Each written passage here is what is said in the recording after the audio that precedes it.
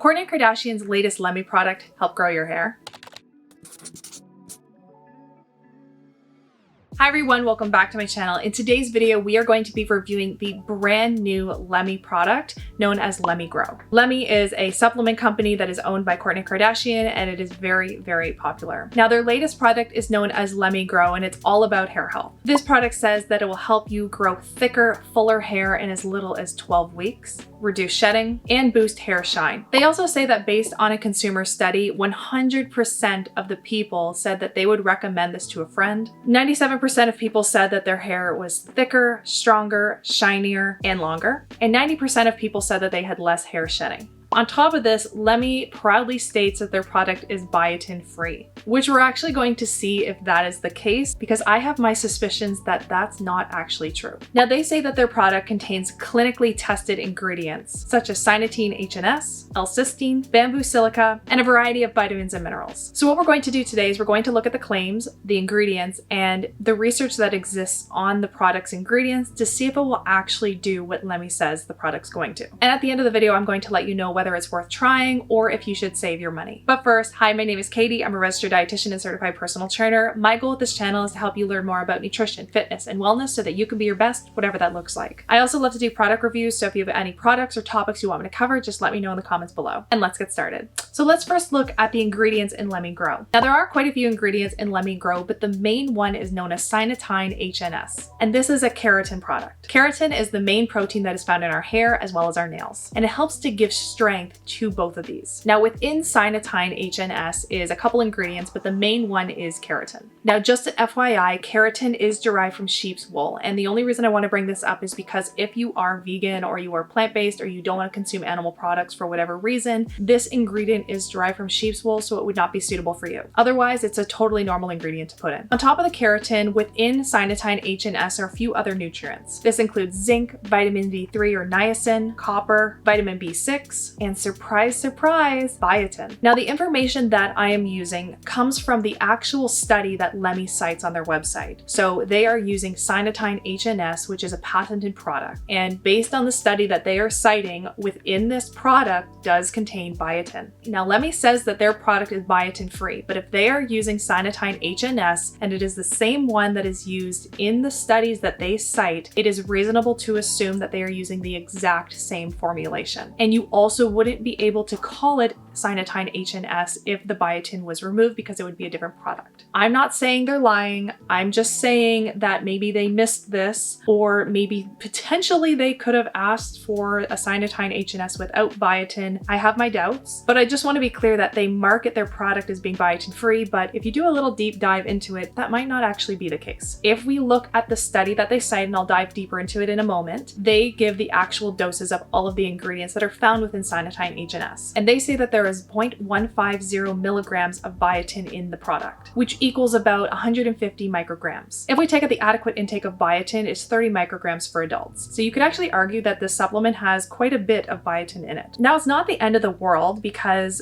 I've talked about this in a lot of other videos, such as the Mary Ruth hair video, so feel free to check that out after this. But biotin isn't really an ingredient that's been shown to be effective for growing hair and nails anyway. And it's been pretty widely debunked that biotin is a pretty useless ingredient for promoting hair growth in the average person. So I can see why Lemme is trying to distance themselves from having biotin in their product, because most people nowadays are kind of realizing that it's not that helpful. However, as we can see, there might actually be biotin in the product after all. So I just wanted to point out that this claim may not be true. Now, moving on, if we go on their website, we see that Lemme posts a bunch of different graphs and tables telling us how much their product works based on clinical studies. And they use two main examples. They use a consumer study, which I'm assuming is based on Lemme itself, and then they use a clinical study that's based on Cynatine HNS. Before we dive into the actual robust study where they provide all of these graphs and charts, I want to briefly talk about the consumer study that they have on their website. If you go on their website, you see that they have before and after photos, and they do show pretty impressive results. And on top of this, after the consumer study of 12 weeks, they found that 100% of participants said they would recommend Lemme Grow to a friend. 97% said that their hair was thicker, shinier, longer, and stronger. And 90% of them had less hair shedding. Now this is awesome. I'm actually really happy to see when companies have positive results. But here's where I do take a little bit of issue with this consumer study. They didn't actually post the results of the study. They showed a couple before and after photos and then made these claims. These are also subjective evaluations, meaning that the individual said, okay, well, I think my hair is shinier, or I think my hair is growing better, or I think my hair is longer. The issue with this is that it's not objective. And with objective analyses, we're taking out any bias that could be happening. And this consumer study was only done in 30 people for 12 weeks. So 12 weeks isn't enough time to say that my hair is going to be a lot shinier because it's only based on the root growth. So any claims based on hair improvements is only based on the little bit of hair that can grow within that 12 weeks. So all of this hair down here should not be included in those claims. And because these consumers are knowingly taking this product, there is a potential that they have somewhat of a placebo effect. They might be overly excited about the product and may have seen positive results because of that versus actual changes in their hair. They very well could have actually had these improvements. I would just take it with a grain of salt before we make really big claims about the product. And this would not be considered a high quality study. It's more so just to see how people enjoyed the product. And with those before and after photos, while I think they're awesome, they obviously selectively chose them for a reason. So those are probably the people that had the best results. We don't see the people that maybe didn't have as significant results. And then of course, other things were not controlled for, such as their diet. Did they make changes to that? Did they change the hair products they were using? And so on. So again, really happy to see that there's some preliminary positive results. I just wouldn't use these as a completely reliable source to prove the product works. Beyond this, Lemme does on their website cite one study that looks at Cynatine HNS and hair health. So the study that they're referring to comes from 2014, and it's a randomized, double-blind, placebo-controlled trial, so this is considered a higher quality study. This study included 50 women ages 40 to 71. They were all Caucasian, which means these results should be very carefully applied to other populations, and really you can't extrapolate the results to other demographics. And all of the participants had clinical signs of damaged hair according to a dermatologist. Now at the beginning of the study, participants were given a standardized shampoo and conditioner, and I do like this part of the study because it helps ensure that the products that they were using at home didn't have an effect on the overall results of their hair. Once this was all done, the participants were divided into two groups. The first group was the Cynatine HNS group, so obviously they took the supplement, and they took 2 capsules per day, the exact same amount that is found in Lemme, and the placebo group. Now throughout the study, the dermatologist wanted to look at various aspects of hair health, and there were 5 main things they were looking at. So the first thing they were looking at was called a pull test, and this simply assesses hair loss by gently pulling on the hair. The second one was an anagen/telogen evaluation, and this assesses how many hairs are in the anagen or the growth phase versus the telogen or the more dormant phase where hair starts to stop growing and eventually falls out of our head. If somebody has more hair loss, meaning that they're more in the telogen phase, this is an indication that there's some abnormal hair loss occurring because more hair is being lost than being grown. The third thing they looked at was the amino acid composition of the actual hair. And this particular test analyzed hair pieces, and they were looking for a couple amino acids. So serine, glutamic acid, cysteine, and methionine. And the higher amount of these amino acids in the hair, the healthier the hair was considered. The fourth one was tensile hair strength, and this simply just means how strong the hair was and how prone it was to breakage. And the fifth one was the overall appearance of hair, and this was determined by the shine and brightness of the individual hair pieces. So the study was 90 days in length or 12 weeks, so not a ton of time, and every 30 days they had to come to the study location to have these tests done. Now for the hair pull test, we see positive results through the entire course of the study, so on days 30, 60, and 90. And these significant results were only found in the Cynatine HNS group. However, these were only significant when we were comparing differences among the group itself, not when comparing the Cynatine HNS group to the placebo group. When they compared the results of the Cynatine HNS group to the placebo group, they only found significant results at day 60 and day 90. We also see based on this chart that at day 90, weirdly, the placebo group also had significant improvements. So one has to kind of wonder why that happened. With that being said, if we take a look at the chart, it is very clear that the Cynatine HNS group clearly had more significant results than those that didn't take this supplement. And they concluded that by day 60 and 90, the participants that took the Cynatine HNS had a 34% reduction in hair loss. When they were looking at the anagen/telogen test, there were only significant changes in the Cynatine HNS group, so no changes were found in the placebo group. And this simply means that by the end of the study, those that were taking Cynatine HNS had much more hair growth by day 90 compared to the placebo group. For the amino acid profile, those that took Cynatine HNS had significant improvements in the amount of amino acids found within their hair. And obviously this does make sense since they are taking a supplement that contains these, so to me that does make sense that obviously you would see higher concentrations compared to the placebo group that wasn't taking any. For tensile strength, again, we only see significant improvements in the Cynatine HNS group. Finally, for hair brightness, the Cynatine HNS group had significant improvements in hair brightness at days 30, 60, and 90. However, the placebo group saw improvements at day 60 and 90, so again, we have to wonder, why did that happen? Because logically, if you're taking the placebo, there should be no changes. If the study is properly controlled, that is. Now, the other thing to point out is that only newly grown hair is going to see these changes. So after 12 weeks, you're not going to have any changes to hair that's already grown. It's only, again, going to affect the hair that is newly growing. So based on this, after only 3 months, we can only say that the improvements seen were observed in the tiny bit of hair that grows over 3 months, not the entire head itself. And I think that's something not a lot of people realize when these results are posted. It's not to say that all of a sudden all the participants had really shiny, healthy hair, because the nutrients aren't being delivered to hair that's already grown. So the moment you see people, especially from that consumer study, saying that they saw such great improvements in their overall hair, I would argue it's not really possible from a physiological standpoint, and so we have to be careful with claims like this. So honestly, I would love to see this study be a lot longer in length besides 12 weeks. Obviously, I understand, especially with studies, funding as well as getting people to be in a study for like a year is very challenging. But it would be nice to see, to really observe the overall effects of hair growth, especially from a visual perspective and going through various growth stages over the course of the year. By the end of the study, they found that the supplement was safe and there were no major concerns with taking it. So if someone were to consider taking this supplement, then at least it's safe for the average person. So what can we even take away from this study? Well, clearly there were improvements in those that took Cynatine HNS in pretty much every single category. That being said, there were some cases where the placebo group had improvements. And so we need to question why that was. So for example, poor compliance by the participants, differences in diet and supplement use because this was not controlled for. So maybe some people in the placebo group started taking an additional supplement or they changed their diet, or maybe in the Cynatine HNS group, they started making changes too. This was not controlled for, so that is an issue. Now, this isn't a huge deal, but I do want to point out the fact that if you go on Lemme's website, they do post the graphs based on the study, but they aren't entirely accurate. There are some differences in terms of the numbers that are presented.